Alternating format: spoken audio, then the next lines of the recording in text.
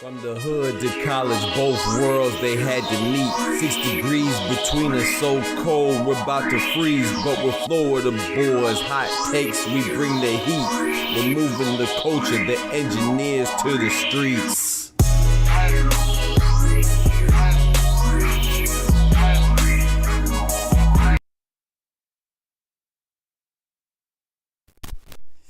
Yo, what's good, y'all? What is good? Y'all lucky, I love y'all, man. My voice still gone, but we here trying to kick it, man. Y'all know what time it is. Y'all know what time it is, man. The doctor. Let's get right. You feel me? We better watch these games. We better watch this game. We gonna talk about it a little bit, but more importantly, you know, we're gonna talk about this boxing, man. You know, we have a lot of stuff to talk about, man. That Brian Norman knockout was crazy. But before we get into it, you know, we gotta thank our Lord and Savior Jesus Christ. Please bow your heads. Lord, thank you for letting us see this bright and beautiful day. You know, and well, it's nighttime now. Thank you for letting us live through this day throughout the entire day into the night, Lord. And please, as a lot of us prepare to get to work, please bless our week. You know, it's Sunday, the first day of the week. Let us have a blessed and wonderful week, and just lead us on the right path and protect us from, you know, all the trials and tribulations. Give us the strength to get through those trials and tribulations while also staying steadfast in the faith and giving all glory to you. In Jesus' name, amen. Amen. All right, let's get it, man. So look, check this out. You know, we watching the Warriors, right? I mean, the Minnesota Timberwolves right now. You know, we watching the Timberwolves right now. They doing their thing. They was down by almost 20. I think they did get down by 20, actually. And then, you know, then they made a comeback, man. So we watching it right now. And I'm actually excited because I'm going for the Minnesota. You know, it's just nice to have a shake-up, you know, a shake-up in basketball, you know. But most importantly, while we watch the game, I don't know if it's going to be a long stream, like I said, because I still lost. My voice is still out from that 12-hour stream we did yesterday. We was streaming all day yesterday. We streamed from the Ring of Fire, was Tyson Fury and Oleksandr Usyk for the Undisputed Heavyweight Championship, the first one in a quarter century, 25 years. We streamed from that, and that started at 11 a.m. We streamed all the way to 12:30 at night because Emmanuel Navarrete versus Denise Bericek, who got the upset, that came on around 7 o'clock, you know, right after the festivities of the Ring of Fire transpired, man. But, you know, we had a lot of upsets, you know. Ajit Caballero, I don't think that was that big of an upset, you know, but maybe I'm very high on Ajit Caballero. But he beat Frank Sanchez. I thought Frank Sanchez had a very good fight, had a very good game plan. It's just the only thing I thought he messed up on is that he was just trying to rely on his maneuverability and his movement too much. And, you know, as a heavyweight, you tend to get a little tired. So I thought he fought a great fight, you know, while he fought it, you know, while it lasted. You know, he came out firing, sharp jab. You know what I'm saying? Good movement, nice 1-2. Every punch was precise. Every punch had power. It seemed like Ajit Caballero was feeling it. But like I told y'all, Ajit is legit, you know? And he wore him down like we anticipated. We anticipated he was going to pressurize him, apply that pressure, and, you know, just wear him down eventually. You know, to me, he's like a heavyweight version of Isaac Pitbull Cruz, you know? Not quite as relentless with the pressure, you know, and not as quite as active. Of course, he's a heavyweight compared to a lightweight or well, actually, Isaac Pitbull Cruz, super lightweight now, right? He's a champion at 140. But, you know, smaller guys usually have more energy. That's why I love those fights. I don't get why people don't like them. What up, Czar? Hey, man, join the Discord. Just join the YouTube side, bro. Join the YouTube side, man. Appreciate it. I mean, have both up. What's good, though, Czar? How you doing? But yeah, we watching. But we had some buff says that Ajit Caballero beat Frank Sanchez. I thought that was a pretty good fight. I thought I was going in was like a 50-50, but I didn't know Frank Sanchez was the heavy favorite, man. But we didn't put money on that again because I forgot. And then we had Brian Norman versus Santillan. I thought Brian Norman was going to win, but I didn't put money on it. We called that fight again. But guess who I did put money on? Funky behind Tyson Fury.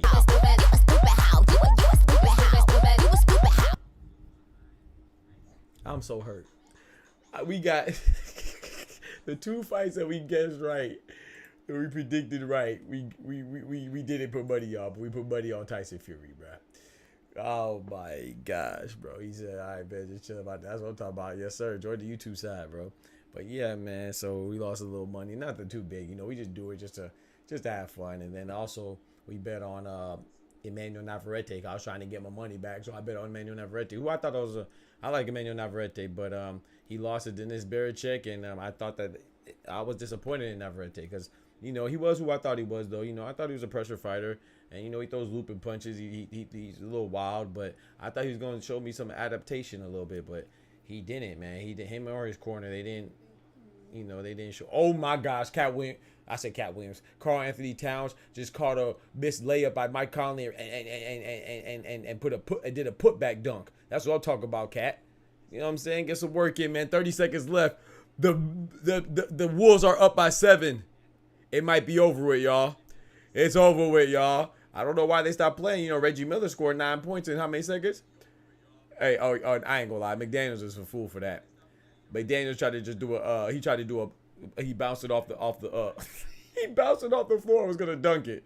Nah, bro, you can't be stunting on him like that. But hey, I don't know, they might have been a lot of trash talk, so yeah, he ain't have to do that though. I feel like that was a little bush league. He ain't have to do that. That was a little much. He ain't had to do that. McDaniels was wild, and he ain't had to do that, in my opinion. The Nuggets mad about it, but hey, man, hey, don't let them win. GK in the building was good. My God, supporter in the building was good. Yeah, I told you it was coming back to that message that you left on the video. But yeah, so Emmanuel Navarrete, I feel like he has to. Emmanuel Navarrete, I think he moved up, right? Because I was a fight at 135, excuse me. So now Barincek, it was a good day for the Ukrainians, you know, good past 2 weeks because what's the name won? Barincek beat Navarrete, you know, for a mild upset. He's from Ukraine.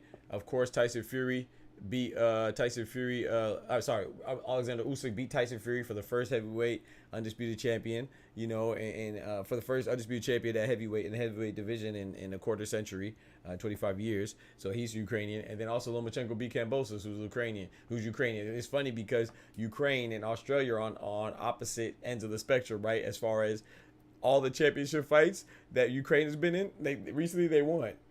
You know, and then we have Alexander Vazdik going against David Benavidez. So David Benavidez has been tightened up. You don't want that street to keep going on his head top. And then Australia, every championship fight that they've been in, they've been losing. You know, with Kambosos losing to Lomachenko, Liam Wilson losing to Oscar Valdez, Tim Tszyu losing to Fedora. You know, the only one that won for them, and Michael Zarafa losing to Arizona Lara. The only one that won was Scott Nicholson. Scott Nicholson was a female holding down. Shout out to the queens out there. You know what I'm saying? She beat Sarah Bafoud. She's Australia. So they lost a lot of their championship fights, but they you know, it's just how it is, you know. With it, so then the later fight we had Emmanuel Navarrete losing Dennis, like you said, losing Dennis Barincek, but the Ajit Caballero, Frank Sanchez, I predicted that was going to be the most exciting fight, interesting fight from a competitive standpoint, and then I think I was pretty right with that. You know, I mean, it was competitive while it lasted, back and forth, you know, but Tyson Fury and Usyk didn't disappoint either. But then also, I said that Brian Norman and Giovanni Santillo was going to be exciting. And sure enough, man, Brian Norman came and hit him with that fire. Hit him with that John Wood that Unity just put in the chat. You know what I'm talking about? He hit him and looked at, when he hit him the first time, he looked at him and said, "Nigga, you's a bitch!" When he knocked him down, bro, that's crazy. This is more looking little. Man, join the YouTube side, man. You talking that yak. What up with it, Unity? But yeah, we on the YouTube side with it as well, man. Get that watch time up. That man said Tillin was told Andy come. I'm telling you, bro, from Toy Story. Andy coming. Bro, said Tillin, man. Giovanni, man, shout out to him. You know, like I said, man, these boxers, man, we got to give them respect. I appreciate it, I appreciate it, Unity. Hey, whichever one you're more comfortable. But yeah, help me out with it. I need to watch time up. Hey, have up both for your boy. Let's go. We eat chicken nuggets. The Wolves just won 98-90. Let's go, man. They made a hell of a comeback. So, but what I wanted to say with the Santillan, man, you know, when you get devastating knockouts for your first loss like that, man, it can hurt, you know. But you know, if he has some mental fortitude to come back, he can come back stronger. You know, that's a tough loss though. But Brian Norman, I want to shout out the underdogs, man, because he put on a show. I know some people not gonna like the antics after the knockdowns. I don't care what y'all talk about. That was fire. You know, that made it even better than me. I like that's why I like Tyson Fury though. I don't mind trash talk as long as you can back it up. I don't mind the celebrations. Like I said, one of my favorite celebrations of all in boxing is when Caleb Plant knocked out Anthony Durrell and hit him with the shovel. Threw the dirt on him. I said, bro, I'm not mad at that, bro. You know, these ladies and gentlemen work hard, so you're supposed to be happy and celebratory. Now, everybody doesn't have to celebrate the same way, you know, but yeah, there's nothing wrong with celebration, man. If you want to do a backflip like Teofimo and Tank, do it, you know. So I loved it, man. Brian Norman made a fan out of me. Shout out to him. I'm interested to see what he could do at the welterweight division. You know, I know Boots is there. You know, this is another fighter that Boots could fight. Everybody say that, oh, there's nobody for Boots to fight. Well, here goes another guy that Boots could fight, and he could have fought Giovanni Santillan as well. You know what I'm saying? There's so many undefeated fighters at 147 at Boots division. People act like he has nobody to fight. No, you just want him to fight Bud. That's all, because you don't really watch boxing, and you just want every time you watch boxing, the 2 or 3 times you watch boxing, you want the people that you know to fight. You know what I'm saying? So you just heard somebody talk about Boots. You don't even know who Boots is yourself. So you know what I'm talking about? You got to earn that, man. And I would like to see it too, but you got to earn that. YouTube need to get their Noti game up. That's true. That's true, Kendrick. My boy Kendrick in the building. YouTube definitely needs to get their Noti game up. Don't forget to like the video as well, man. It goes a long way to help the channel grow, so they say. Yeah, but I appreciate y'all rocking with me as always. Like I said, this won't be a long stream, but just want to tap it with y'all and watch this. The Wolves, let's go, man. The Wolves are in the Western Conference Finals, y'all. They're going against the Mavericks. Who would have thought it would be the Wolves versus the Mavericks, bro? Yo, my boy Jamel in the building. Wasn't bad when Rayo did talk to him, supporter, but we don't want to. We better than them, supporter. We don't want to generalize. We don't want to be like them and say, you know, there's some you know what I'm saying, that there's good people, bad people of all shapes and sizes, colorations and shades. You know what I'm saying? So we don't want to be like them. We don't want to generalize. You know, but a lot. Yes, what you're saying is right for a few, but not all of them, man. You know, I got some dope Mexican homies that I know that like boxing just like me. They don't care who wins. You know, they like people more than they like some people more than others, but they don't care about what you look like. They just like fighters. And that's all. But you have a good point, supporter. No shade. Nah, you telling your truth. Ain't no wrong with telling your truth. I'm just telling mine. You know what I'm talking about? So we gotta be better than them, man. We gotta teach them how to really like boxing, because we really like boxing around here. I like, you know what I'm saying? Caleb said, hell, Caleb Plant was a white guy that knocked out the black guy, Anthony Durrell. I still like the celebration. And I like Caleb Plant more than I like Anthony Durrell. So. Because I like fighters, you know what I'm saying? I like fighters for different reasons. Man, there's nothing wrong. Whatever reason you like a fighter, nothing wrong with that. But like we were talking about yesterday, it's the part that when you're hating on other fighters because of something silly and superficial and shallow, like their skin color is kind of crazy, in my opinion. But yeah, man. So the big news right here is what I wanted to talk about after that knockout. I wanted to ask y'all, man, who's number 1 pound for pound? T. Wolves at the Western Conference Finals. Jansen, my guy. Let's get right, man. No shit. Hey, so who do we got? Who's what's the pound for pound list y'all thinking, man? I thought about it long last night, and I was like, man, because immediately after I saw it, I was thinking, I was like, man, Usyk's still number 3. You know, I got him at number 3. I had Canelo at number 3, and I had Usyk at number 4. But now that he won, I was like, man, he's number 3. And I thought about it, bro. Number 1, you got to factor in heavyweights, man. The world loves when heavyweight boxing is doing good. Boxing is doing good because you know, just like Americans love Texas. You know, everything bigger in Texas, Texas. So, a heavyweight being, I'm sorry, but just for the same reason people don't like small divisions, they like big divisions. Being undisputed at heavyweight means more than being undisputed at bantamweight, in my opinion, or more than welterweight. You know, it depends on the playing field that you know, the opposition that you're up against. Of course, I'm not going to say that all the time, that it means more just because they're bigger, but it gets people more involved and invested in boxing. That's what I mean. You know, you can still have better. I think the better competition, in my opinion, is Terrence Crawford. I think he fought the best competition at 140 and 147 relative to Usyk at cruiserweight and heavyweight, and now you're anyway at bantamweight and super bantamweight. That's just my opinion. He fought more notable fighters. However, cruiserweight was deep, but again, like I told you, I don't really pay attention to cruiserweight like that because I do feel like either they're just a too big lightweight or a light heavyweight or too small heavyweight. Yeah, he cleaned it out, and it was a pretty tough division. You know, he fought Mavis Bradis, who we just saw Jay Alpertai fight. You know, he fought some people there. You know what I'm saying? Don't get me wrong. There's some opposition there. He fought Marco Huck and stuff like that, but he's just off the top of my head. You know, he fought more. But my point is that you can't tell me Marco Huck compares to Errol Spence. Obviously, the pound for pound will tell you that they don't. You know what I'm saying? You can't tell me that Irish Bradis compares to Sean Porter. These are champions that Terrence Crawford fought. You know what I'm saying? But like with that said, I have Usyk number 1. It don't sound like I do, right?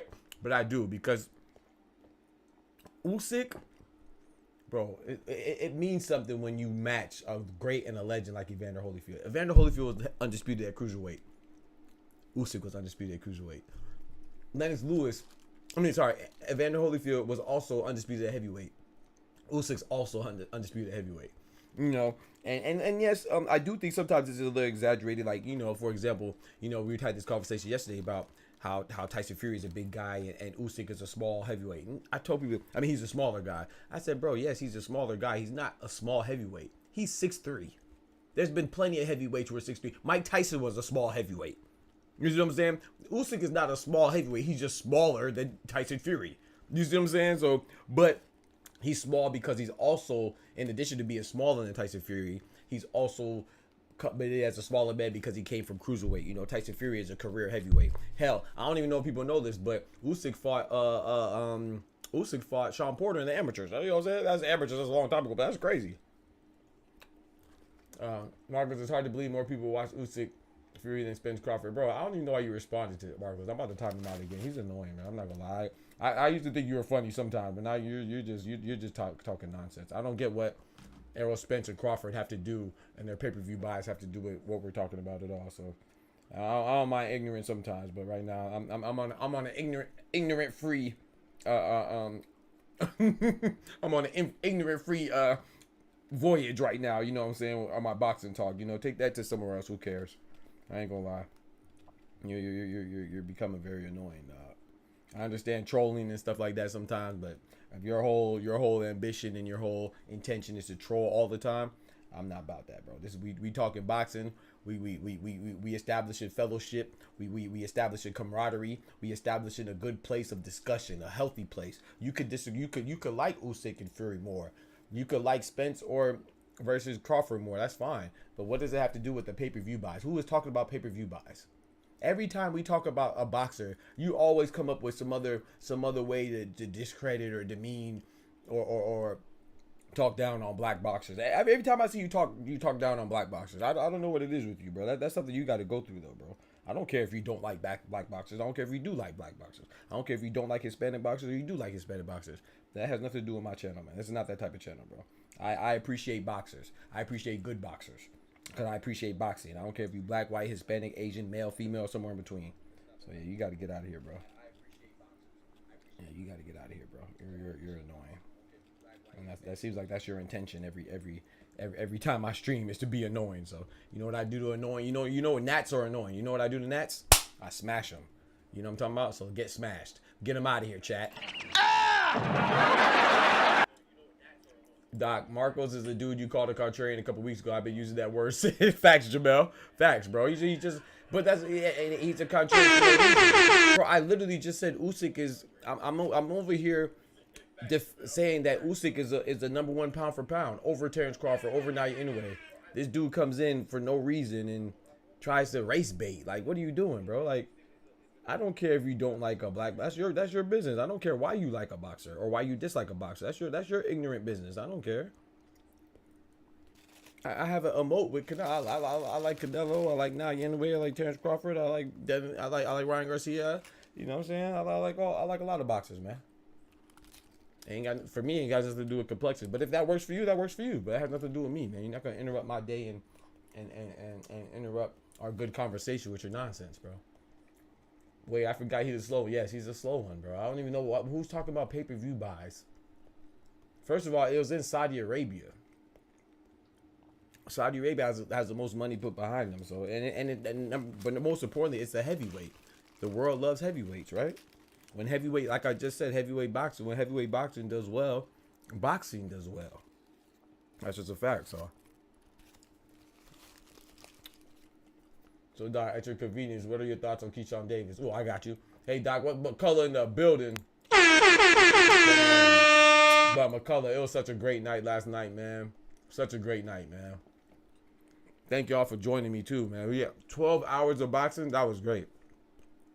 I was so happy to do that. I was tired. My voice is still gone. It's recovering. But I was so happy.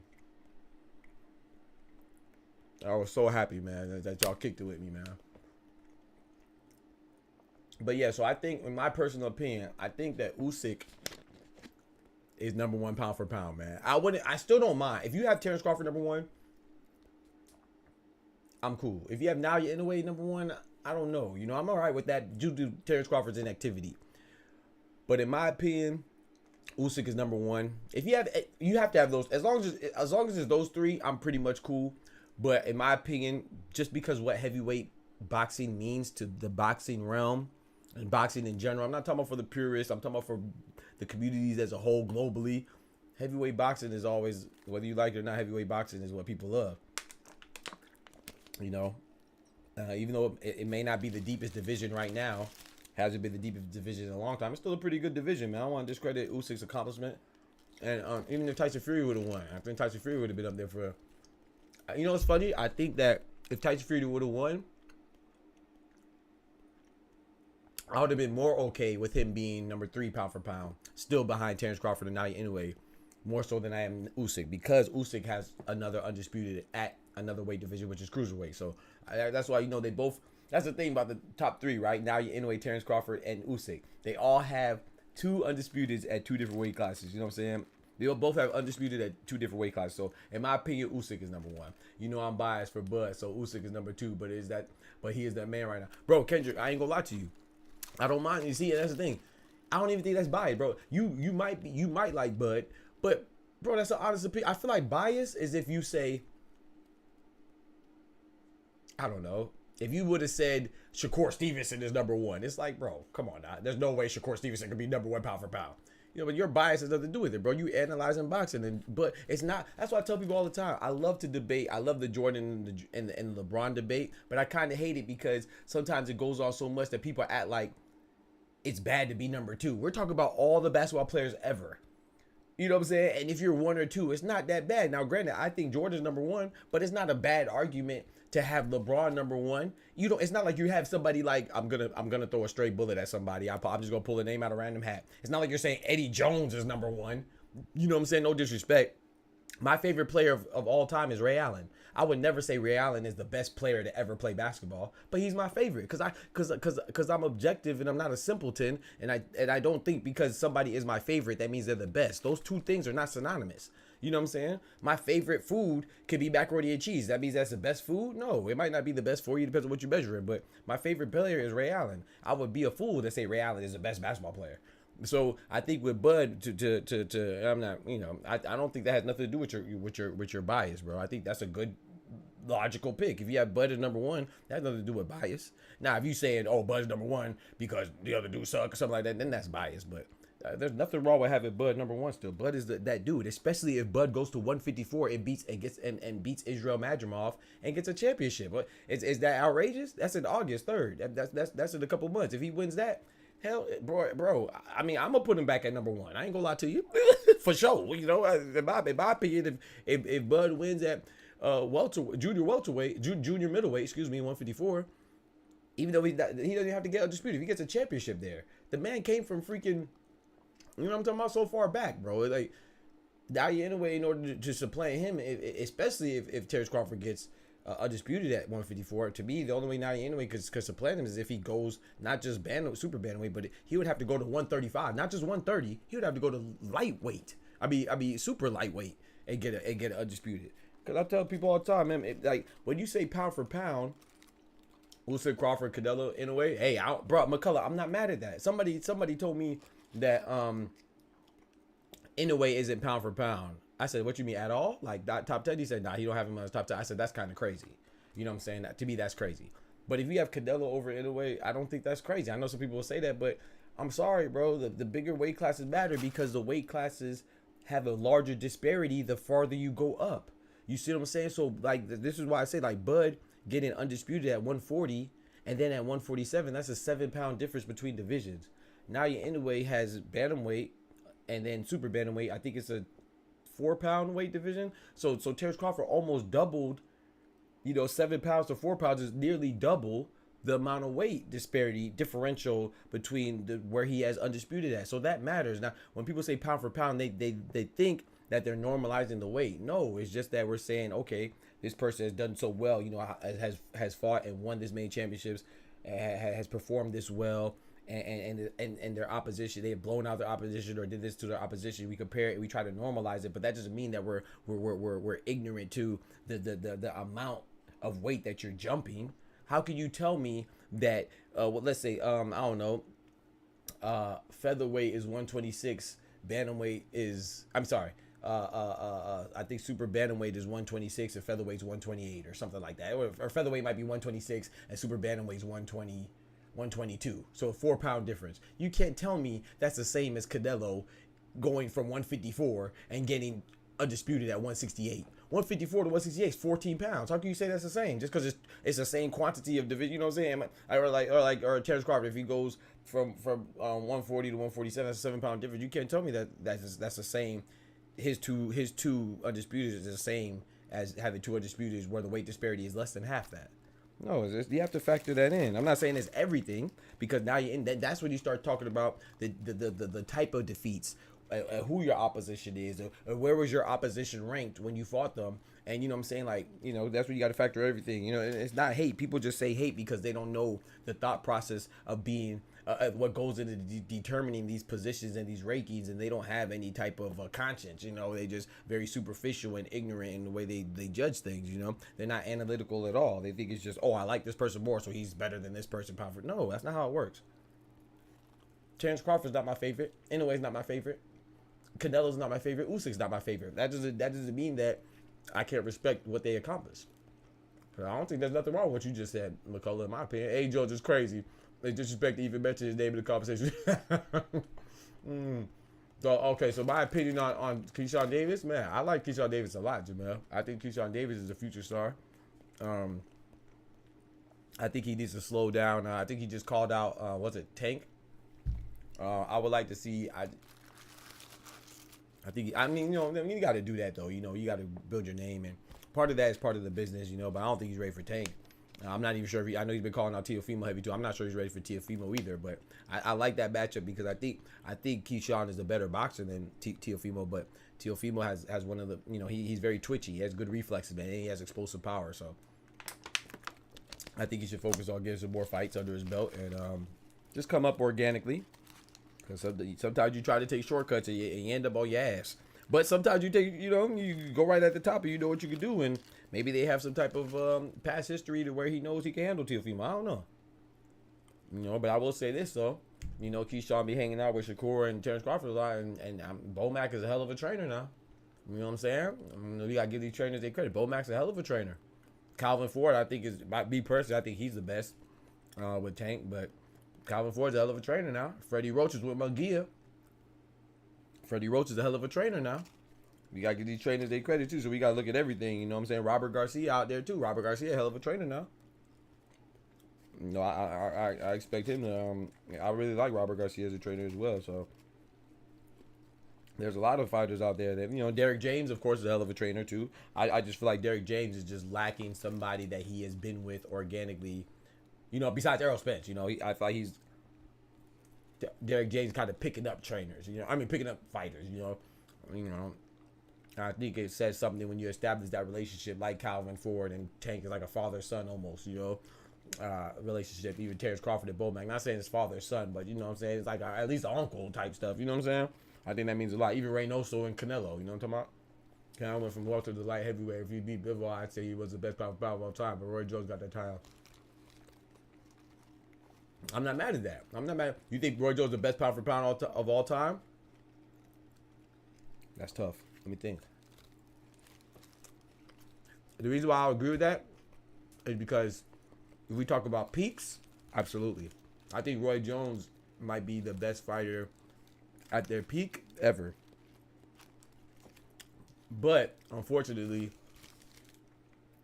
or fortunately for some fighters, I like to look at the entire body of work, and it's hard for me to ignore that Tarver You know that he lost to Tarver and he started looking bad at the end of his career. You know that that's your choice. You know he chose to fight Calzaghe when he was older, and you know Calzaghe was allowed to avoid real competition, like Roy Jones and like B Hop until they were in their 40s.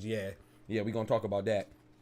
He was hiding in Wales for a lot before he fought Roy Jones and B Hop. His best competition was Mikkel Kessler and Jeff Left Hook Lacey. Who are great fighters, but they shouldn't be. If you're undefeated with 40 something fights, in my opinion, your best opposition should be Jeff Left Hook Lacey, and you're talking about you're one of the best. Your best opposition should be Mikkel Kessler and Jeff Left Hook Lacey. And the only reason why you fight Roy Jones is because Roy Jones and B Hop, they're both in their 40s. I just don't like that. I mean, I don't mind it, you know, it's your career, but you can't do that and call yourself the GOAT. And I do think Joe Calzaghe is good. I'm not saying he's not good. He's good, but he's not the GOAT. Not even close. Champions that middle lightweight cruiserweight heavyweight. Yeah, I think Roy Jones is the best at pound for pound for a short window though. But yeah, like you said, going from all the way to heavyweight and fighting John Ruiz. Come on, bro, you can't shit on that. You know, but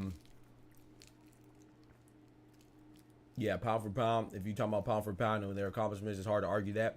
You know, I think it's also hard to argue Pacquiao. You know, Pacquiao went 8 divisions, but once again, Kendrick, like you just articulated so well, he went from middleweight to heavyweight.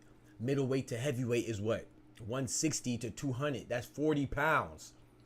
It's hard to tell me that even if it's not 8 divisions, it's hard to tell me that somebody who went, and there's no shade, I'm just saying when you're comparing these are things that you have to consider. Somebody who, even though he went through 8 divisions, which is double the divisions from 4, the weight you have to factor in, he didn't jump 40 pounds. He probably jumped 25 pounds. 20 pounds, I think. Well, no, he went for minimum weight. I ain't gonna lie. Pacquiao went for minimum weight, though. You know, he didn't have a title at flyweight, but he started off at 105 or 106 or whatever it is. So, yeah, and he fought Margarita at 154. So, hey, I ain't gonna lie. That's damn near 50 pounds. But he wasn't a dominant force at those little weights, too. You know what I'm saying? So, you got to factor that in as well. He wasn't, he was Pacquiao because that's his birthright. You know, that was his name. But he wasn't Pacquiao. I would say he wasn't really Pacquiao until he started fighting Eric Morales and Juan Manuel Marquez the early times and Marco Antonio Barrero. That's when he really became Pacquiao, was on the map. So yeah, it's not division. That's why I try to tell people all the time, Kendrick, they don't be wanting to hear me. I'm like, bro, it's not division for division. That's idiotic. You can't tell me going from a weight class that's two, the 2 weight classes differential is 2 pounds is the same as somebody going from a weight class with a differential is 7 pounds. Like, what are we doing? Well, come on now. I'm not discrediting it. We just speaking factual. So, but my opinion, how it goes for me, number 1 right now is Usyk. Number 2, I might even put Inoue.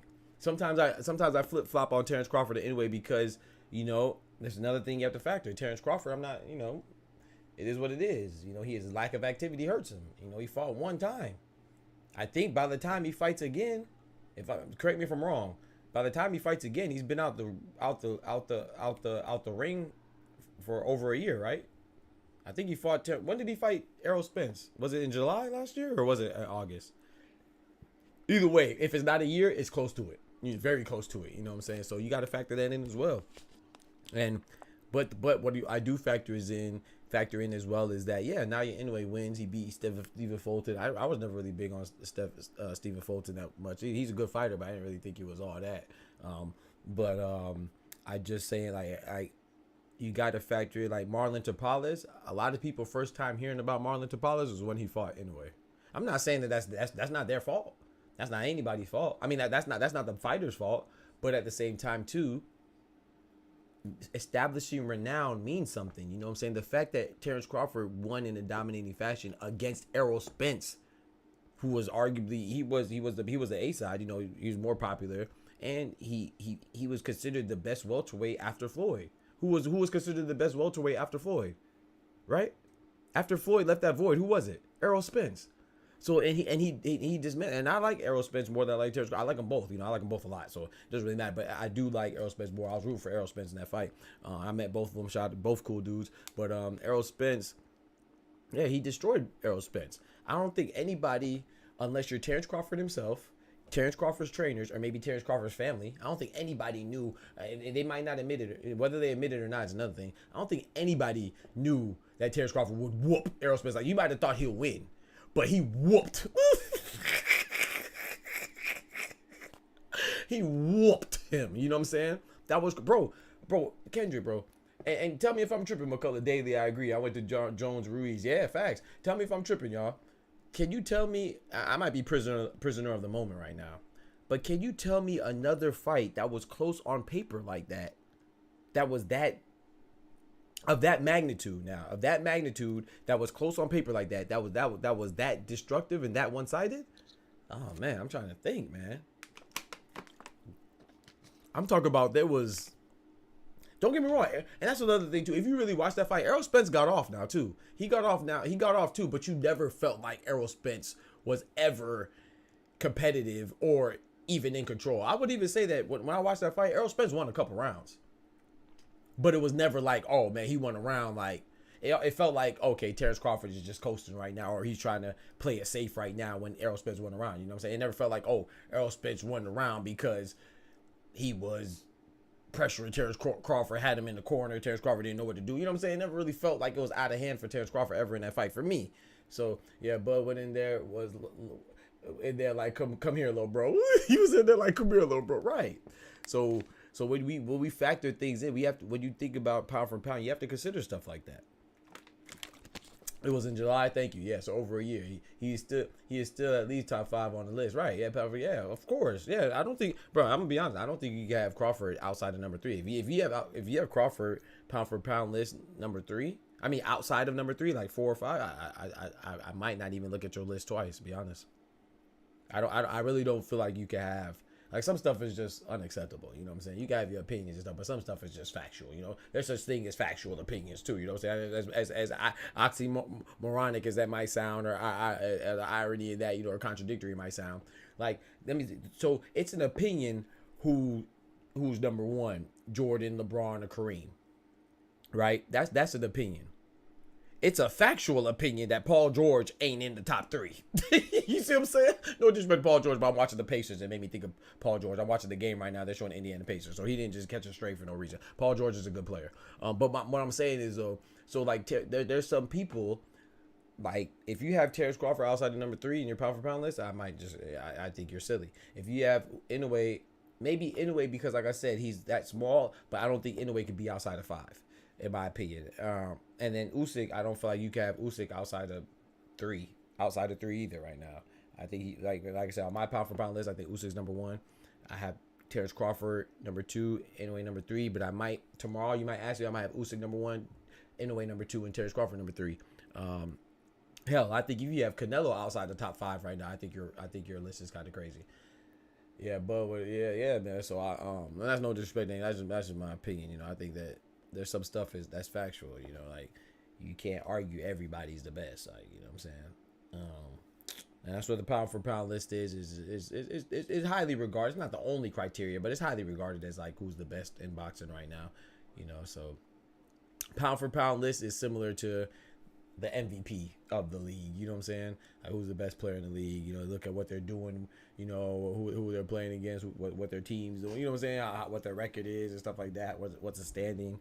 And so, you know, Terrence Crawford is but I do think Usyk, like I said, Usyk is heavyweight, man. That means something, bro. Heavyweight, man. He was the 30. I think how much did Tyson Fury outweigh him by? 30 pounds or 40 pounds? I don't remember. What was the scale? I think Usyk came in at 220, or I don't know if it's 226, but in the 220s, and Fury was in 260, so it was a 40-pound difference. It might have been 30 though. I feel like I heard 30, so maybe. Nah, Fury was definitely weighed in 260s. I believe that Usyk weighed in was he 230s? No, I think he weighed in 220. So I think it was a 40-pound difference, man. So that means something, man. 262 to 233. See that? Okay, because that's why I was confused, because I think I heard 233, but then I think that was a mistake. I think they said it was actually 223. I've been seeing a lot of stuff, like, so that's why I was, and you just reminded me when you made that comment. That's why I was kind of like going back and forth, because I think initially they put 233, but then I think Michael Buffer or somebody was like, oh, it was a mistake. It was actually 223 at the weigh-in. So yeah, so either way, at worst it's 30 pounds. And you know what I'm saying? At most it's 40 pounds. It don't even, you know, if you want to be exact, it's 20. At most it's 29 pounds. And sorry, at least it's 29 pound difference at the minimum, and the maximum is a 20 the minimum is a 19 pound difference. Is a 29 pound difference, and the maximum is a 39 pound difference. So yeah, no matter what it is at. So the maximum is I don't know why I was messing up. The maximum is a 39 pound difference. The minimum is a 29 pound difference. So 30 pounds is crazy, bro. And he came in there and won. Now, like I said, I stand by this. I know people might think I'm crazy, but I actually scored the fight. You know, I'm just going off of what I feel. And I thought that Fury won. I had Fury winning 114 to 113. But there was a lot of close rounds. I could have went either way, and it matters what you value as well. You know, the reason why I thought a big reason why I thought Tyson Fury was in control a lot was because, you know, I anticipate that a lot of people I know. I saw some analysts, I believe it was Pro Box TV, they were saying that they expected Tyson Fury to apply the pressure. But y'all was in the stream. I said that no, I think Usyk is gonna apply the pressure, and I think Tyson Fury is gonna keep him at bay with his jab. And you know, he's a slicker fighter. He is a slicker. He's a bigger fighter, but he's actually the slicker fighter too, which is an anomaly usually in the situation. When in boxing, often usually the bigger fighter is not the slicker fighter, but Tyson Fury is a slicker fighter with the better feet work, with the better footwork. So I fully anticipated. I mean, Fury's gonna have to. I mean, Usyk's gonna have to close the distance. So I was like, he's gonna have to close the distance. The onus is on him to close the distance. I thought Fury was doing very well, counter punching and setting him up with that uppercut. So when the fight goes, if I could anticipate a game plan and I see a fighter execute that game plan, that's why even though Usyk was coming forward a lot, which some people value too, and some people value aggression and coming forward. There was nothing wrong with that. And I do too a lot. I like pressure fighters, but because I was like, okay, I think that's how the game is going to go, and that's exactly how the fight went, how the game plan was executed by Tyson Fury. I thought his counter shots were good. You know, I think I had Usyk winning the first 2 rounds, I think, but Tyson Fury went on like a 4-round streak for me. Let me read it. But yeah, I had him winning more rounds, but because that knockdown was so pivotal, man. That knockdown was so pivotal. So I gave Usyk the first round. I gave Fury the second round. I gave Usyk the third round. And then the 4th through the 7th, 4, 5, 6, and 7, I gave to Fury. And then 8th round, I gave to Usyk. And then, of course, 9th round, that's when he got down. So I gave that to Usyk by 2 points, 10-8 round. And then the 10th round, I gave to Usyk again. I thought that was a very close round, but I leaned towards Usyk. And then the 11th and the 12th, I gave to Fury. I thought the 11th round was a very close round again, but I leaned towards Fury. So that's how I had a 114 to 113 scorecard. And I thought that Fury won 7 rounds to 5. But I'm not mad. Like, it's not a robbery. I don't know why people are saying it's a robbery. Like, just because if it's a very close fight, usually go either way. I have 3 swing rounds in that fight. Sorry, I have 2 swing rounds. I have the 10th and the 11th. And I thought that the second round was a swing round too. So I had 3 swing rounds. So if you gave all those swing rounds that were very close, that I thought were close, if you gave those to Usyk, then Usyk could win by 3 points on my scorecard. So, you know, I don't know. It just depends on how you look at it. Usyk had to apply pressure to even get off. Pro Box be tripping sometimes. Yeah, exactly. So, but they're great though. But I was just like, for me watching boxing, of course they're champions. So, you know, my expertise fails to comparison to theirs and stuff like that. Just because they have so much experience. And I was just only box amateur, but I just disagreed with that, and then it just happened to be how I was. You know, they're probably right way more times than I am. But yeah, I just disagreed with their assessment. And it happened to be that my assessment was right. So that's why I thought Tyson Fury fought the fight that I thought he was going to fight. So that's why, you know, it looked better to me that he was countering, even though Usyk was coming forward the majority of the time. So majority of the time, Usyk had to play. Yeah, did you hear the madness of people saying the ref should have stopped the fight when Fury was getting beat? Bro, that's what I'm like. Bro, do y'all know this is Fury? Like, hey, bro, that's the thing with boxing, man. That irks me sometimes. Kendrick, is like, we can't just have a good, nice mega fight, bro. There's always has to be some type of controversy associated with it. It always has to come, with baggage. As you know, you heard about the inhaler too. It's like, come on, bro. Like, I'm not saying it was or wasn't an inhaler. I don't know. I didn't even pay attention that much. Once I saw the controversy, I said, okay, if it's real, somebody they'll make something of it for real. And I said, if not, it's just a headline. I didn't even pay attention to it. I had no clue. The little angle that they showed, it could have been the tip of a water bottle. It could have been anything. I heard that it was a crucifix. But I don't know, and I don't pay attention to that stuff. It's the same with the Ryan Garcia and the PD stuff. Like, I was only Remember, people were saying that he might be on something. I was just disregarding it until he actually tested positive. I'm like, okay, he might really be on something. So we got to wait for those tests. I'm not going to make any definitive judgments. Both guys got hurt really bad in different ways. The second fight is going, yeah, facts, McCullough. Both guys got hurt. But with the Fury thing, though, and people saying the ref messed up, that ref was awesome. Like, they don't know the rules of boxing. Like, yes, you could stop. That's what I was explaining to the person yesterday, I think. Like, knockdowns, you don't actually have to be knocked down. You could take a knee. That's on your own. That's on your own free will. Take a knee and you get a count. And you don't even have to actually be down at all. You know what I'm saying? To get a knockdown. So if it's deemed that you're defenseless, you could stop the fight when somebody's defenseless. But if you're seen as being like defenseless for a moment, like for example, when you're getting knocked down, then it's a knockdown. Or when someone is deemed as they would have fell if it wasn't for the turnbuckle, the corner, or it wasn't for the ropes that he would have fell, then that's a knockdown because you did not stay on your feet by your own attrition. You know what I'm talking about? So that's really what the knockdown is. It's like you not being able to stand up and defend yourself by your own intent. You know what I'm saying? Now you can get a standing 8 count and you can stop it, but when do they stop it? Usually they stop it when someone's not defending themselves and they can be out on their feet too. Like they're out of it and they look helpless. For a certain amount of time. That's why even before you stop the fight permanently, what do the refs say? Even when that fight that was stopped in the what was it, Kakase and what was a guy, Cordina, right? You can hear the ref saying, "Hey, you got to show me something. You got to show me something." So they don't just stop it immediately and say the fight's over with. Even when what was it, Richard Torres Jr. versus Brian Moore, or was it Brandon Moore? Excuse me, fellow Floridian. You can hear the ref literally saying, okay, show me something before I stop it. So you don't just stop it like that anyway. So if he would have stopped it, it would have been an uproar. And that's number one. And I didn't even get into, yes, the ref used good discernment. Facts. That ref was awesome. I didn't even get into the fact that Fury's reputation, that means something. Fury fought the biggest puncher of this generation in the heavyweight division in Deontay Wilder. Got dropped multiple times. I think he got dropped like 5 or 6 times in that trilogy. He got up every time. He got up every single time. So you got to factor that in as well. Could you imagine if you are a ref and you get stopped? I mean, and you stop a fight of this magnitude prematurely, the first heavyweight undisputed champion potentially on the line, the first one in the last almost 3 decades, the first one in a quarter century, 25 years, and you stop it prematurely, you getting death threats, emails, text messages, they might pull up. Hey, you talking about you gotta go to the grocery store and watch your back. So I thought the ref did a great job. But you know who's saying that though?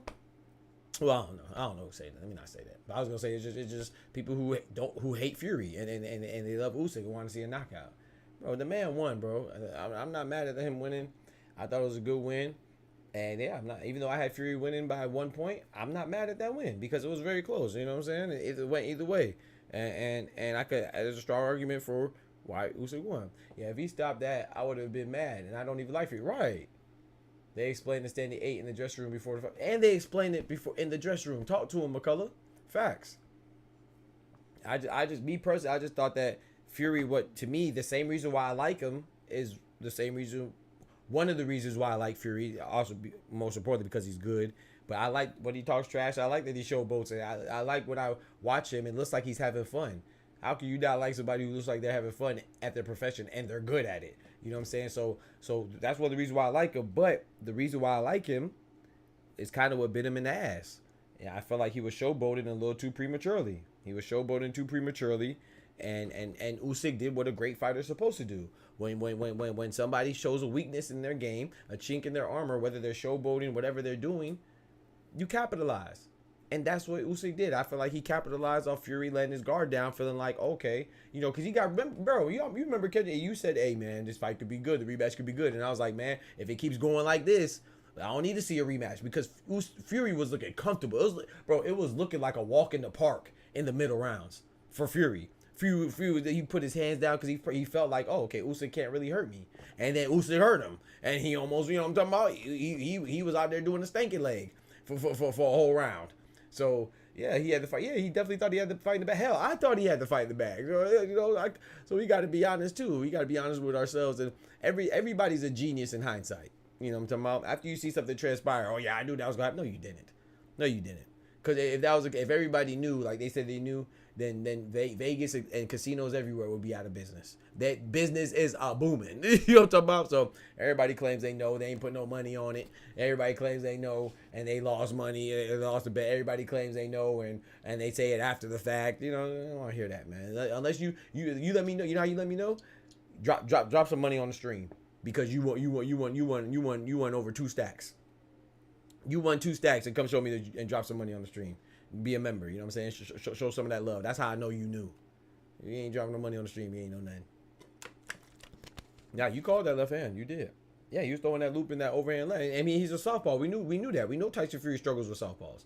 You know, but no, you called it. I thought he had it in the bag, man. I'm gonna be honest. You know, I mean, like I said, there's no shame, but bro, a big side. That's why I know I know that I'm smart. I don't have to prove that I'm smart or act like I know everything. I don't know everything. No, sir, I do not. I don't even want to have that burden of knowing everything. That's a burden. You know, I don't. I think a big sign of wisdom is knowing what you don't know or admitting when you don't know something. I was wrong. I'm not I think there. I disagree with Chuck when he says there are no experts. You know, I think there are some experts. I just don't think that an expert and a genius doesn't mean that just because you're a genius or an expert doesn't mean that you get everything right. You know, there's no perfect people, but I do think that. You know, and shout out to Chuck because that's a sign of humility. I'm not saying that he's wrong, like, oh, he shouldn't say that. I mean, I think he's being very humble and he's being very, very modest. But to me, Chuck is an expert on basketball. You know, to me, Ernie Johnson, he hasn't even played basketball. He's an expert on basketball. He been doing this for 60 plus years. He's an expert. You know what I'm saying? I think the guys at Pro Box, like you mentioned, Kendrick, I think Chris Algieri, Paulie Malignaggi, even George, who was on it before, my guy George, man, go check out his stream. He went around with George. He's an expert. Been around boxing for so long. You know what I'm saying? That don't mean just because you're an expert don't mean that you're infallible. You know what I'm saying? I don't mean that you're perfect. I don't mean you're gonna get everything right. So I watch boxing a lot. I wouldn't say I'm an expert. I don't think I'm an expert, but I do know that I know more than the average boxing enjoyer.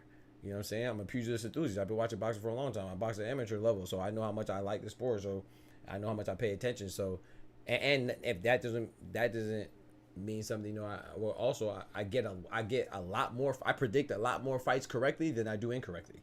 That's a fact. It's not even close, you know. But I don't mean I know everything. You know, sometimes you just get lucky too. You think Usyk noticed during the fight, or he planned for that left hand? I think he planned for it. I think Usyk knew that he had to sell out a little bit to get the dub. Because, like I said, I think Usyk has a Olympic pedigree. Can't shit on that. You know what I'm saying? Can't discredit that or devalue that. But hey, size differential means something too. You know, I don't care how much a Chihuahua been fighting. A Chihuahua still a Chihuahua when a Chihuahua fighting a Rottweiler. You know, that Rottweiler could never been in a confrontation in his life. It's still a Rottweiler. You know what I'm talking about? So my point is that Usyk, no matter how good he is, which he's very good, he's great, and his skills is what got him through the fight and what beat Fury, who's a skill fighter too, and it also was enough to compensate for the lack of size, you know. But you know, I think Usyk still knew he was a smaller guy and he was gonna have to sell out a little bit in order to reach the bigger guy. You know what I'm saying? So he couldn't fight Usyk. Hell, Joshua was a big guy. He couldn't fight Usyk. He couldn't fight Fury the same way he fought Joshua because Joshua is a big guy, but he's smaller than Fury. I think Joshua's 6'5", right, or something like that. So they're closer to height, you know. So I think Usyk knew that he couldn't fight Fury like he fought Joshua. You know, and Fury has a better chin too. You got to factor that in too. So I thought he planned for that. Now I will say I don't think that he planned to necessarily have to sell out that much. You know what I'm saying? Because I do feel like, I'm gonna be honest, I feel like Usyk looked like McCullough said, they both got hurt in that fight. Bro, Usyk looked discouraged. You can't tell me like in round 5 and 6 when Usyk got hurt, bro, and you can't tell me he wasn't looking discouraged. And I feel like because he's a beast, he channeled what's the word? He channeled that discouraged. You know, some people give up. Some people would have gave up in that situation. So we got to applaud Usyk and his background and his upbringing and all that. Man, he's a soldier. He a beast. You know what I'm saying? He's a real one. So instead of, I feel like he got discouraged, but then, you know what I'm saying? He's like, hey man, I'm gonna go out on my shield. If I go out, I'm gonna go out trying. So I feel like he did get discouraged, and he's like, man, I'm gonna just sell out anymore. When he got discouraged, he's like, dang, this shit is tough. I'm gonna just knuckle up then. You know what I'm talking about? I'm gonna show these cojones. OnlyFans, where you at? You know what I'm talking about? he had the animal backed into a corner mentality. Talk to him, Cloudy. What's good, bro? That's that secret water. You know what I'm talking about? I know this Daily did call Oleksandr left off Fury. But yeah, man, I was going for Fury. I ain't no shame in my game. I like Usyk. I respect Usyk, but I like Fury. Like I think Fury is the best heavyweight of this of this era. I mean, not now, of course, because Usyk he has that title. But I thought I was going for Fury. I like Fury more. I watch Fury more, and I enjoy Fury's fights more than I do Usyk's. Like, I enjoyed Wilder and Fury, and I wasn't even going for Fury. I was going for Wilder, and I enjoyed those fights, no matter who won. You know what I'm saying? So I watch Fury more.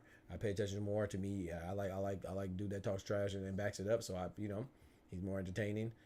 Usyk is a beast. I respect Usyk. So Usyk was struggling for sure. Yeah, I noticed Fury's leaning pattern opened him up during the opening round. That's the only reason why I saw that. No, that's good though. That's good eyes. That's good eyes. I do think he planned for it though.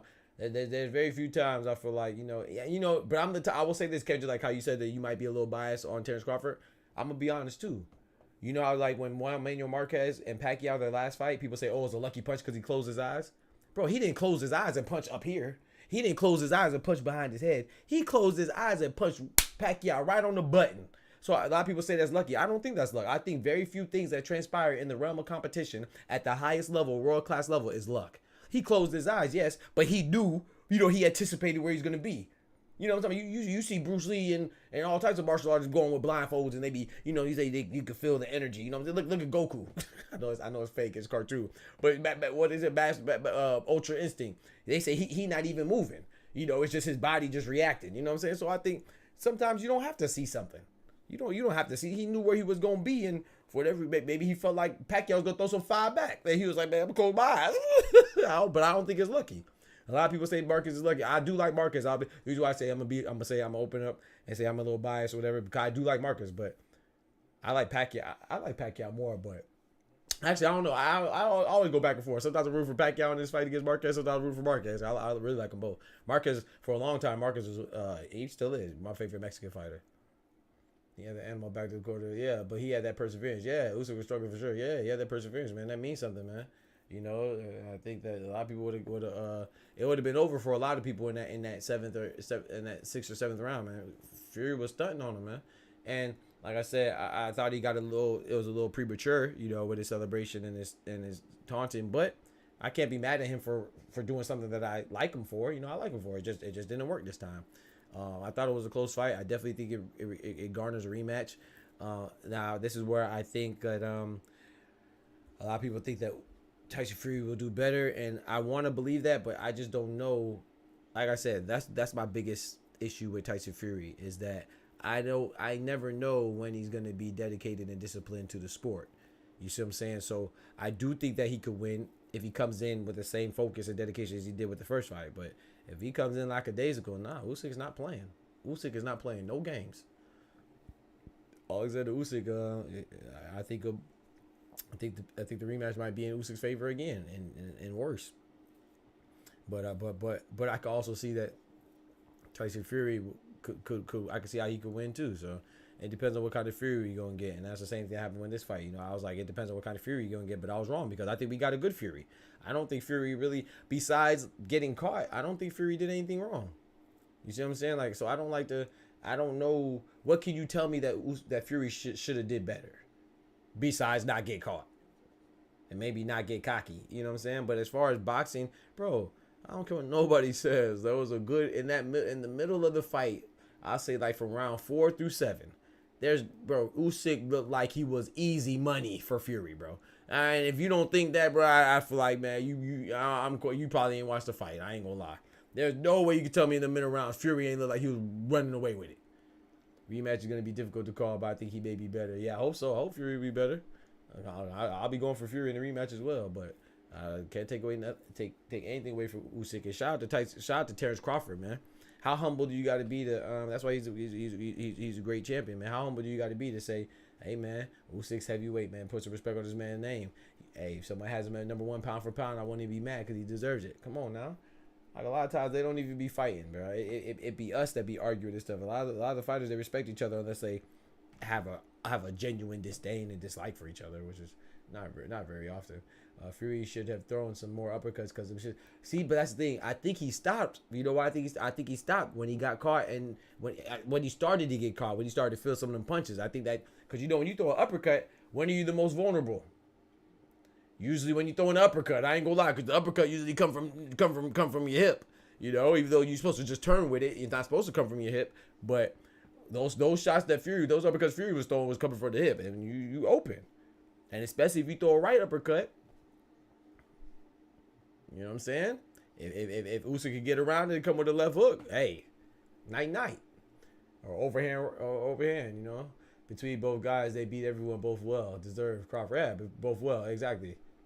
Everyone, but yeah. Between both guys, they beat everyone both. Yeah, well deserved. Right. So I said the same way Inoue too. I give Inoue credit. I understand how some people, who don't really aren't as impressed with Inoue because of the smaller divisions, and I don't think that's necessarily a hating thing. I think that's valid. But me, I respect what Inoue is doing, and I think that I would like to see him move up though, and then I would like to see him go to featherweight eventually. He don't have to do it now, but yeah. So but I think that I think Inoue is great too. I think those are my top three pound for pound: Usyk, Crawford, and Inoue. Those are my three. Usyk couldn't see them. Fury, yeah, he couldn't see them. Yeah, Fury had his hands low already. Yeah, he couldn't see him. But then, like I said, I think he started. You remember, he wasn't throwing uppercuts so willingly at first. But I think he started to when he felt like, oh, Usyk can't hurt him. You know what I'm saying? That's why I feel like he started opening up more. And it came with the show bowling too. But he started opening up more when he felt like he couldn't hurt him. And then once he started getting touched a little bit, even before he really got hurt, like in the 8th round. If you see it in the 8th round, he got hit a couple times. He's like, oh. But I think he just, Tyson Fury. So I think he at that point it was too late. He just went right back into trying to cater to the crowd, and and I think that's what got him caught in the 9th. I had him losing the 8th round because I saw like what you saw, or what you said, and I saw it too. And what you said is like, hey man, that overhand left getting through there. Fury and Usyk work hard to get the chance. That's a fact.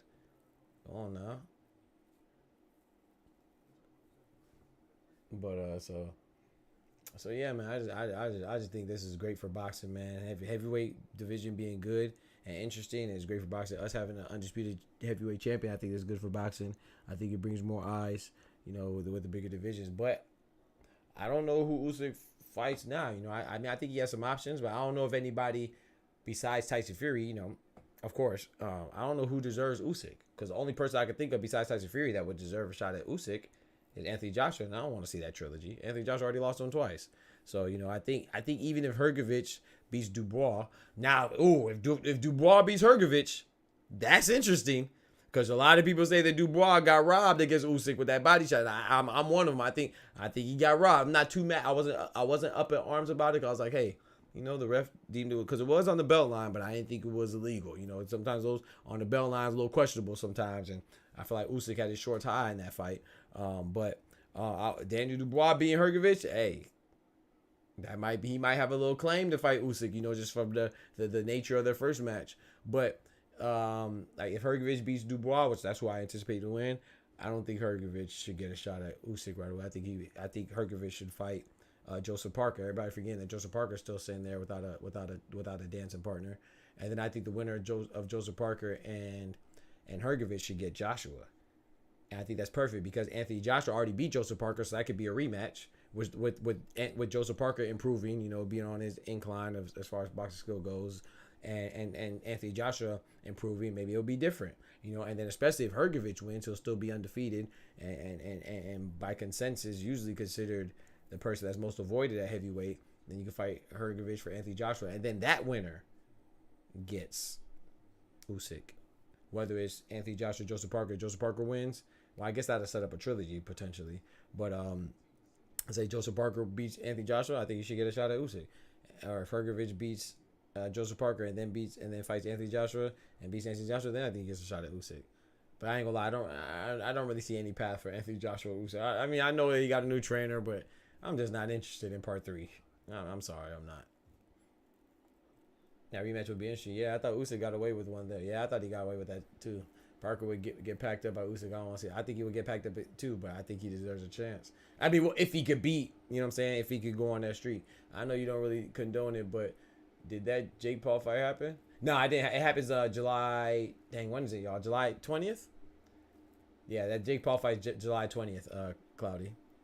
I'm gonna watch it. It's gonna be my first time seeing Jake Paul fight live because I just have so much reverence and respect for Tyson.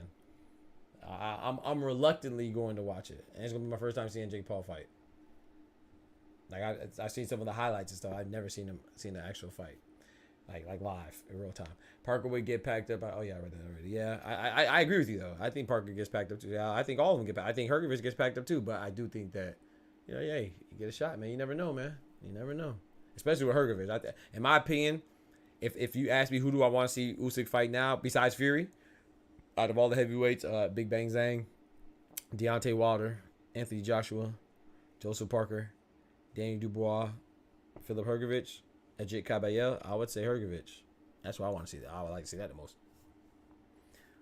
Hell, I forgot about Ajit Caballel too. Shoot, really, the winner of Hrgovic and Dubois could really get Ajit Caballel, to be honest.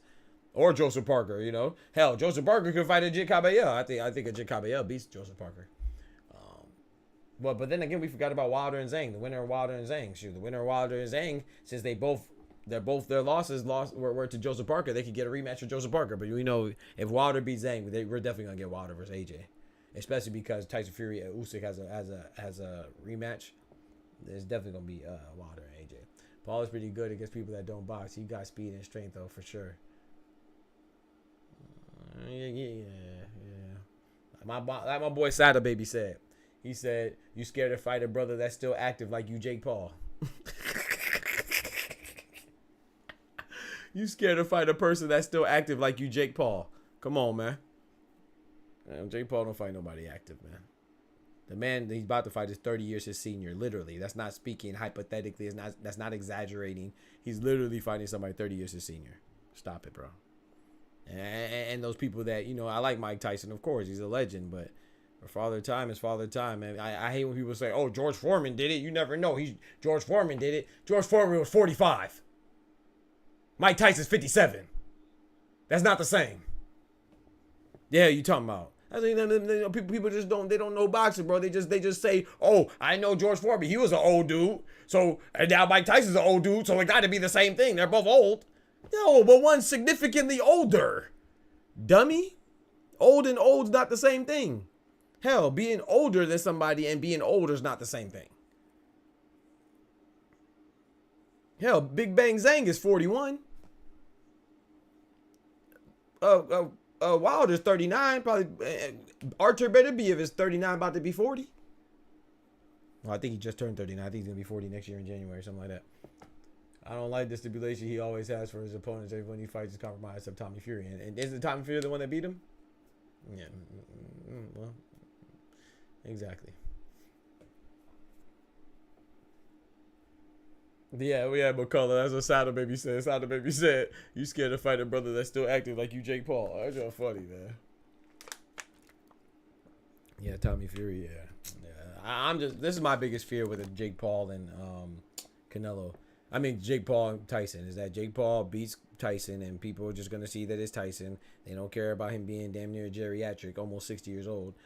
He's actually gonna be 58 by the time the fight happens. So I think Jake Paul is 27. He's actually gonna be 31 years his senior because he's gonna be 58 by the time they actually fight. On raw numbers, he's gonna be 31 years older. But my fear is that he's gonna fight Mike Tyson, beat him, and that's his first legitimate fighter that you can say, and he's a legend and an icon. So then he's gonna have a little bit more justification and validation from the goofies to call out Canelo. If I see Jake Paul versus Canelo, if Canelo fights Jake Paul, you better retire after that. I ain't gonna lie. I'm not gonna lie. I'm gonna look. Y'all know I like Canelo, but if he fights Jake Paul, bro, I'm gonna be disappointed. I ain't gonna lie. I mean, I don't mind him fighting him, but that has to be a retirement fight. That must be your last fight. Kind of like how Floyd did Conor McGregor. Y'all know I like Floyd. I did not like that fight. To this day, I don't think that Conor McGregor should have been allowed to count on his record. But hey, Francis Ngannou counted on Tyson Fury's record, which I also disagree with that too. I try my best to be consistent, man. It's easy for me to be consistent because I keep it real. I keep it funky all the time. You know what I'm saying? I don't think Conor McGregor should have counted on Floyd's record. I don't think that Francis Ngannou should have counted on Tyson Fury record or AJ's record. But it makes a little sense. It makes a little more sense for Francis Ngannou to count on AJ's record because Francis Ngannou, even if it was a bad Fury, he looked good against Fury. Some people will say that Francis Ngannou won. So I think the most justification, if one of them was going to count on anybody's record, it would be Francis Ngannou counting on Anthony Joshua's. But I don't think he should have counted on. As much respect I think I have for Francis Ngannou, as good as I think he is, I think that should be the exhibition. Oh, Mike is on testosterone. Osterine, testosterone, no androsterone, autumn. I'm talking about and coke. Tyson said he is still he might just lay down and round. I'm telling you, bro. I'm telling you, McCullough.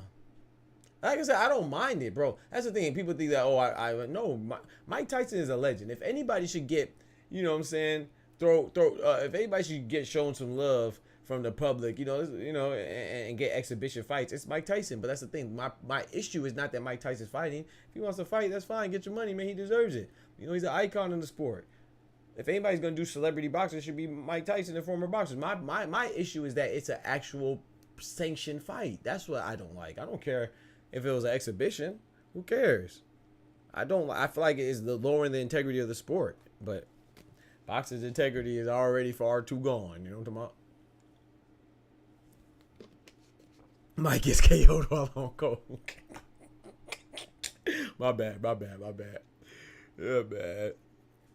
Yeah, man. But yeah, that happened July 20th, so I don't know, man. But yeah, I'm that Brian Norman KO, bro. I know I just switched subject, but I just saw the picture right here again, man. That Brian Norman KO was crazy, bro. That was crazy, bro. Oh man, that's definitely a knockout of the year candidate for sure. For sure. That was another devastating knockout too. I'm trying to think. Was it Abdullah Mason had a big knockout this year? Might have been Abdullah Mason. He had a big knockout this year. I think so. A lot of his fights are impressive anyway, so it could have been this year, last year though. So I don't know, but yeah, chat, man. We got an hour and 15 minutes in. I'm about to go ahead and call it. I appreciate y'all rocking me as always. I'm gonna try to get my voice, some rest. I think it's well deserved. Please don't forget to like the video as always. We stream every Monday, Wednesday, Friday at 9 p.m. Eastern Standard Time, at least at the minimum. That's the time we scheduled. But I might just hop on like I did right now on Sunday. I might hop on sporadically through the week, but we are scheduled for Monday, Wednesday, Friday at 9 p.m. Eastern Standard Time. And of course, every time they have a boxing fight, I don't care if it's in Japan at 4 o'clock in the morning on a Tuesday, we here. We providing live boxing commentary. I don't care, you know what I'm saying? I don't care if it's in Saudi Arabia at 2 p.m. at lunchtime on a Saturday. We here. You know what I'm saying? I don't care if it's Wednesday night fights on Pro Box. We here. But I'm not gonna lie. I don't know if I'm gonna be strictly commentating the Pro Box fights. Sometimes they be boring, but sometimes they be some bangers too. But yeah, man, I appreciate y'all for real, man. Y'all know what it is. Please also don't forget. I gotta plug this all the time. We just hit YouTube partners, so please consider becoming a member. You know what I'm saying? Remember, I know it's a little paywall behind it, but it goes to support the stream and keep the lights on and feed myself and feed my dogs and allow me to continue to pursue my dream to stream. You know what I'm saying? So consider that they have different tiers. The $3 tier a month, $5 tier, different tiers. So consider that for your boy, man. And we got the Cash App right there and everything, man. So I appreciate that. Appreciate it. And you showing up, that's a lot too. So I'm definitely not discrediting that. So I appreciate everybody, you know what I'm talking about? But yeah, man, in any capacity which you contribute to the stream, I appreciate it. But yeah, man, I'll catch you on the flip side. We out, man. Remember, with God, we can do anything. Without God, we are nothing. God bless. The doctor's out. Peace. From the hood to college, both worlds they had to meet. 6 degrees between us, so cold, we're about to freeze. But we're Florida boys, hot takes, we bring the heat. We're moving the culture, the engineers to the streets.